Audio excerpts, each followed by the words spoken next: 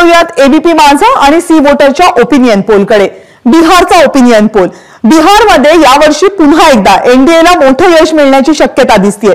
बिहारमध्ये भाजपला लोकसभेच्या 17 जागांवर यश मिळू शकतं असा अंदाज ओपिनियन पोलमध्ये व्यक्त होतोय।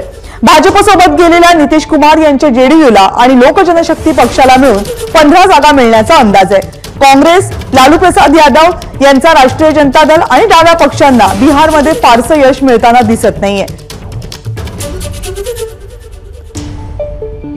बिहारच्या आकडेवारीवर एक नजर टाकूयात। 2024 मध्ये बिहारला 40 जागांसाठी लोकसभा निवडणूक बिहारमध्ये होईल। 2019 चा विचार केला तर बिहारमध्ये भाजपनं 17 जागा जिंकल्या होत्या। तोच आकडा 24 मध्ये कायम राहताना दिसतोय। 2019 मध्ये जेडीयूनं, जनता दल युनायटेडनं 16 जागा जिंकल्या होत्या। त्यांची एक जागा कमी होताना दिसते। खरं तर एलजेपी सुद्धा आता जेडीयू सोबत आहे। 15 जागा 2024 मध्ये जिंकताना दिसते या दोन्ही पक्षांची आघाडी। एलजेपीला मात्र 2019 मध्ये स्वतंत्रपणे 6 जागा मिळाल्या होत्या। काँग्रेसला फारसं यश मिळालेलं नाहीये। बिहारमध्ये एकच जागा मिळाली होती 19 ला, 24 मध्ये सुद्धा एकच जागा मिळू शकते।